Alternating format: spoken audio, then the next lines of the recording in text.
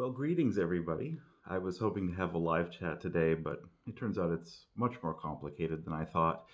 YouTube isn't really set up to be a live channel, uh, and I just haven't bothered to figure it all out.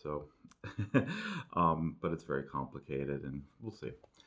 But in place of that, what I wanted to do in a live chat was summarize what I've been talking about so far in all of these videos and just try to express why I'm doing this. It's not because I'm an authority or an expert in any way whatsoever. I'm just some guy, and I want to start a discussion. I wanted to start a discussion about what this thing that we call the economy means in our daily lives.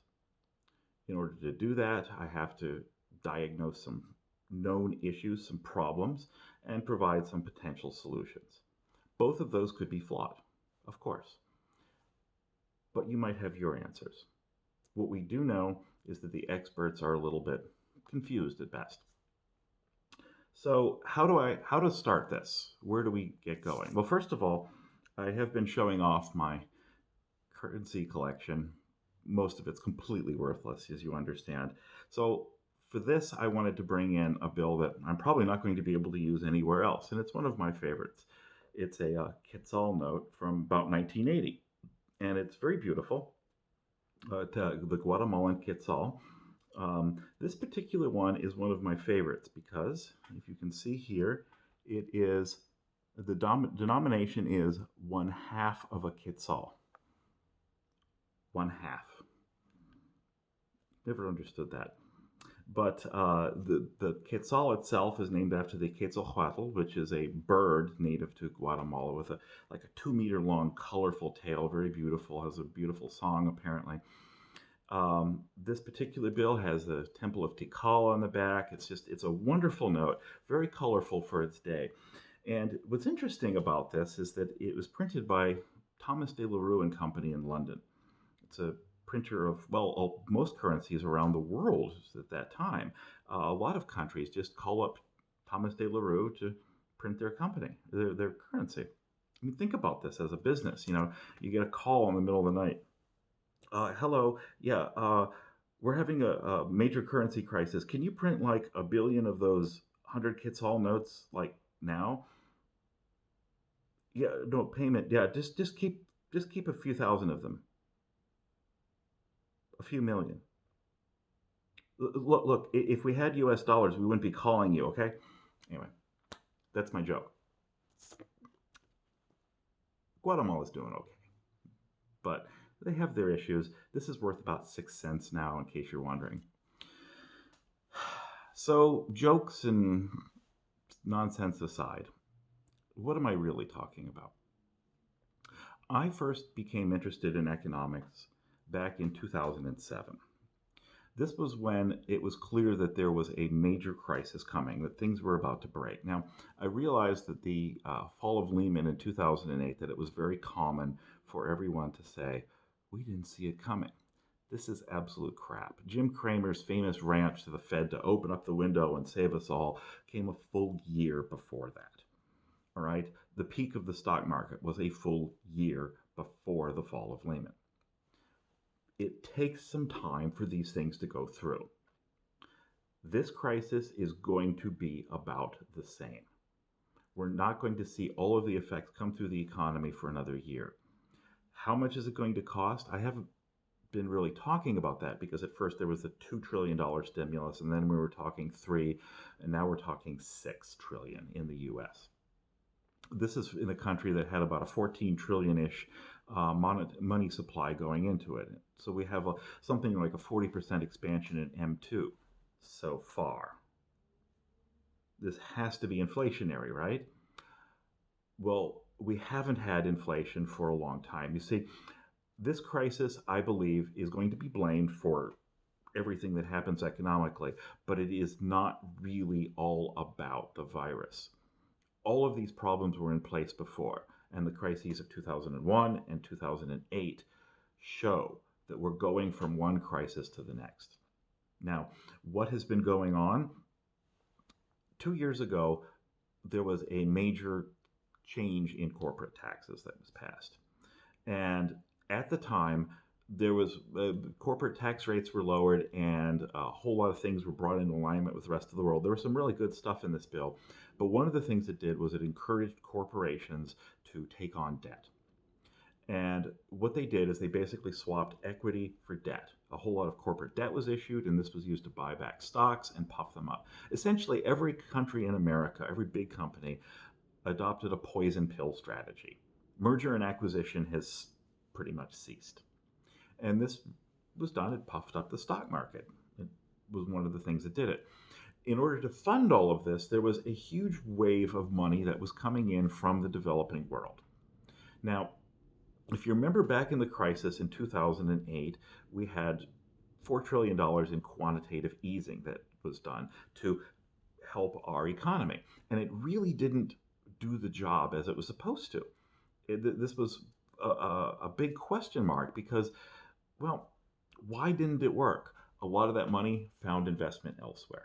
The developing world, particularly China. China is always the biggest when we say developing world. Now that money has started coming back because if you make a lot of money in China, you want to what? Get it the hell out of China. So it started coming back to the US right about the time we passed this corporate tax bill. So we had this huge puff up in the stock market, moving from equity to debt. And a lot of other people have been buying our debt. We had $1 trillion deficit per year coming into this, but we had no trouble financing it. Interest rates were only going down. The Federal Reserve couldn't possibly adjust things because they had to keep everything below the 10-year bond. Okay, great. We didn't have inflation. Strangely, we didn't have inflation. I mean, we do in everything that can be considered an investment, like an apartment building or whatever. Rates for apartments and houses and that are only going up. But in the rest of the economy, we're not seeing it go through. So coming into this, we had tremendous amount of fiscal stimulus, tremendous amount of deflation, two forces opposing each other. Deflation was winning. Now we have an even greater economic stimulus. I mean, expanding the money supply as much as we are is crazy. Not all of that 6 trillion is going directly into M2. Not all of it's going to be completely liquid. Some of it's going against the 80 trillion or so in debt that we have. But it's a tremendous expansion of the money supply no matter what. And that's something that we need to keep an eye on. And we're not going to see inflation. This is why I say that money itself has broken, because fiscal stimulus seems to just not be doing anything. And so we have two views of dealing with the cycles up and down. Again, the Keynesian view, where you stimulate demand directly, and the Friedmanite view, where you keep money supply on an even keel. They're just both not working the way they're supposed to. Everything seems to be broken. And what it comes down to is that when you have deflation, the time value of money breaks. And that means that money itself breaks.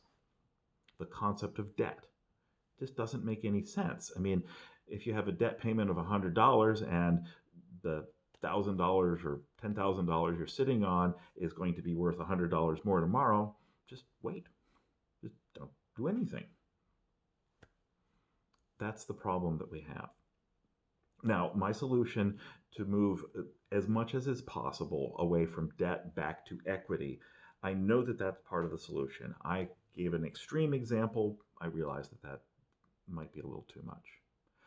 But we definitely need to move towards an ownership stake and away from debt because, as Irving Fisher tells us, these cycles are indeed all about debt, and we know that. We need an economy that can tolerate a certain level of deflation. We want price stability, which means that sometimes it's going to go up, sometimes it's going to go down, but it, on average, comes out zero. A little bit of deflation isn't going to crash the system.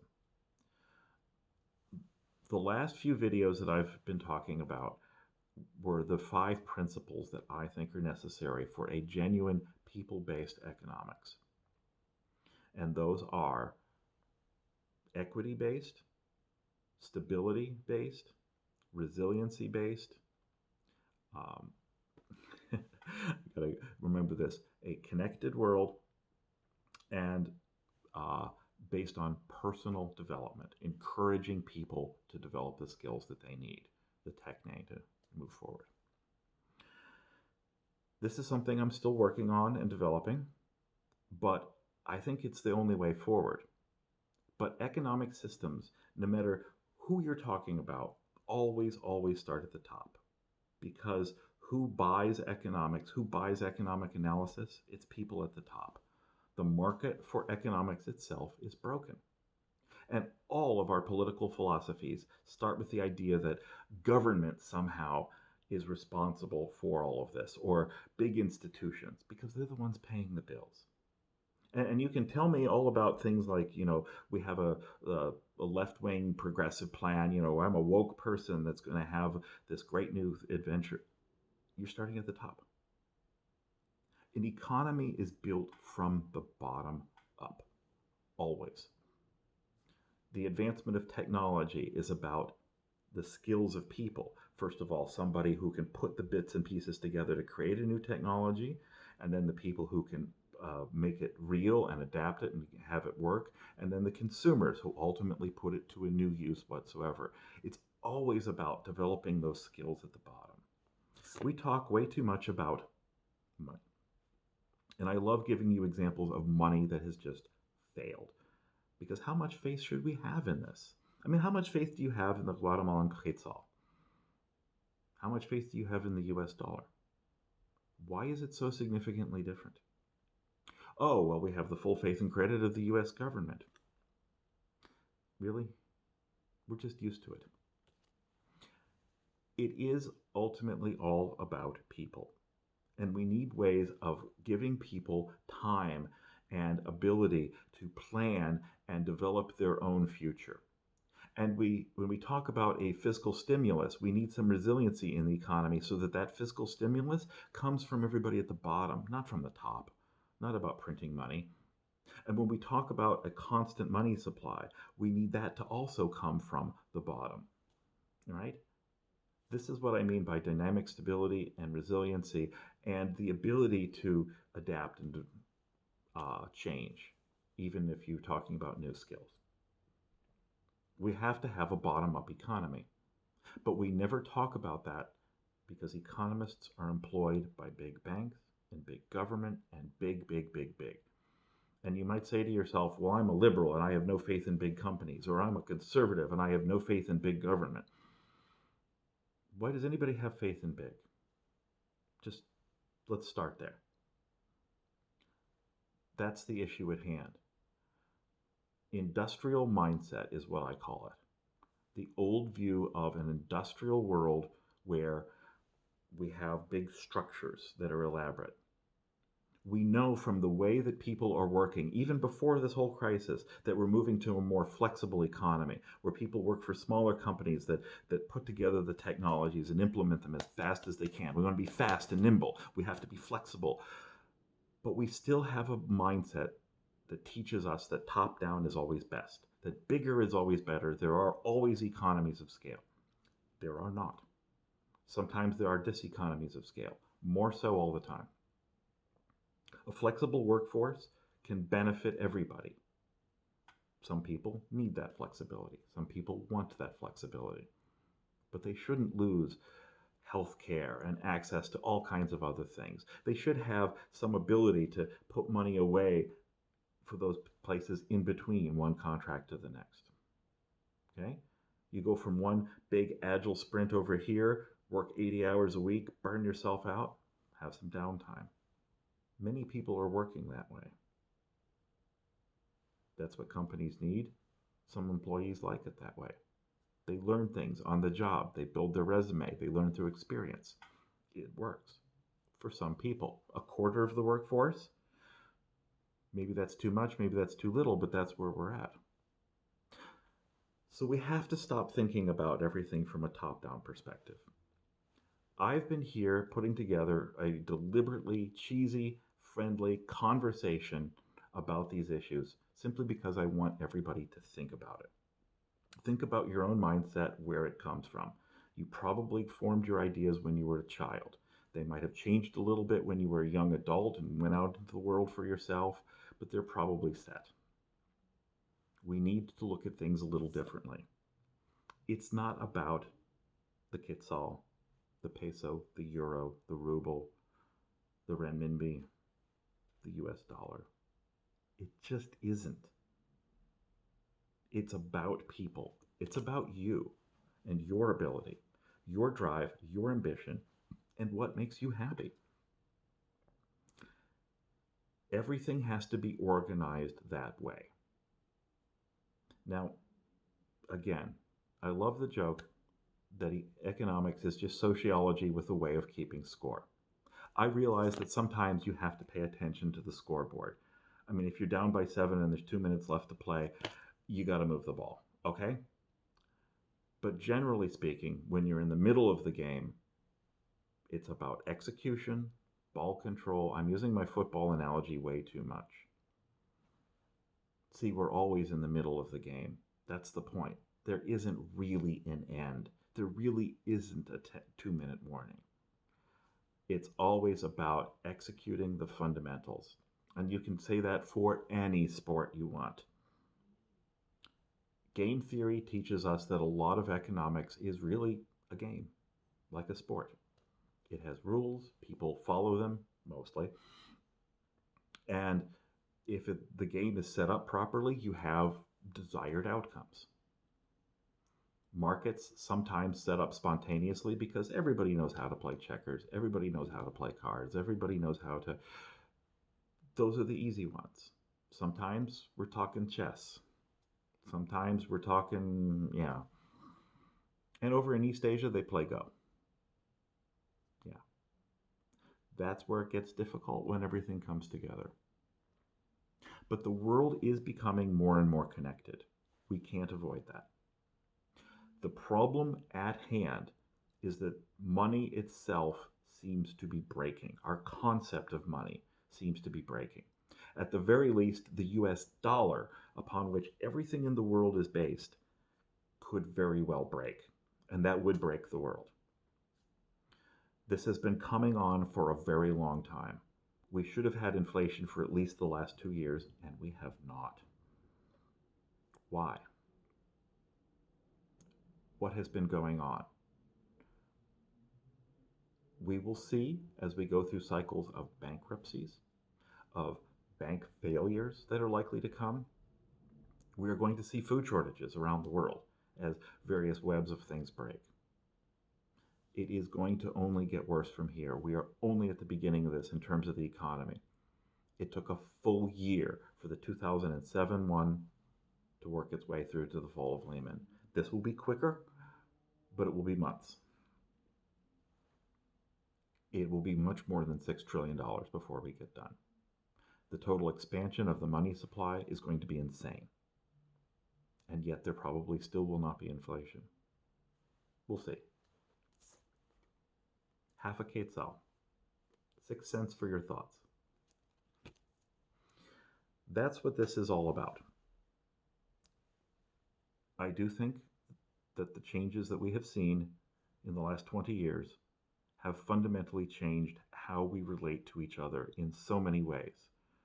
How we work, who we work with, what we get for money, how everything in the world comes together. All of the solutions, all of the analysis for this have come from the top down. You can talk about a big system that will take care of people, whatever, big national socialized medicine system. It's still from the top down. Is that really what you want to do? Maybe we do. But we need to talk about it, and we need to think about it in terms of not just the old industrial economy that we came from, but the new economy that is forming around us. We may not have the words to express this properly. We may not understand what's happening, but we have to figure it out quickly. This crisis is not what's breaking the economy. This crisis is only highlighting and accelerating a process that has been happening for a long time. And our response to it, which is basically to keep doing the old things, just keep printing money, just shovel money at it, only means that that problem is going to get worse. We came into this with 80 trillion in total debt. That is federal, state, corporate, personal, 80 trillion in the US. That's our exposure to potential debt, 4 times our economy. But dollar denominated Chinese debt alone is about 3 times the economy. If China breaks, we have a similar sized problem on our hands. And China's not the only developing nation, but it's the big one. What could happen here is amazing. The world is connected. It will remain connected in some way, but we're doing it very badly. The system we have in place was devised in 1944, based on the needs of 1944. The way we look at labor dates back to about the same time. The way we look at international finance was deliberately created at the Bretton Woods Conference. The way we look at everything comes from that. And here we are exiting that post-war world. We've been through a full Kondratiev cycle, 2 ups, 2 downs, since everything was created. And now we're in a new world. It's up to us to figure out what it's like. It could be a renaissance if we do it right. It's up to us. We are a free people of a democratic republic. We are consumers in an economy. Everything starts with us. The economists might report to people at the top way, way too much, but ultimately, we are the decision makers.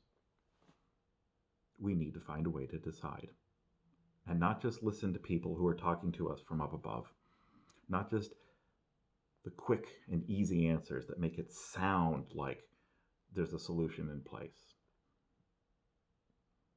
It's up to us. That's what it means to be a free people in a democratic society. We are the consumers of economic information. We may not have enough information, but we have to do it. That's my pitch for the day. If you have some questions, I can do my best to answer them. Please leave them in the comments. I wish I could do a live chat. I'll try to figure it out. Anyway, we'll get it going. But it gives me a chance to show off my half Quetzal note, which I still love. And I still wonder about the Thomas de la Rue and Company. Have a good day, everybody. And I hope that this has been all useful, enlightening. And if I'm completely wrong and just out there, by all means, tell me. It's good. I'm just a guy. I'm not an authority. It's just a little passion of mine. We can talk. That's all I want to do is talk to you. Have a good day.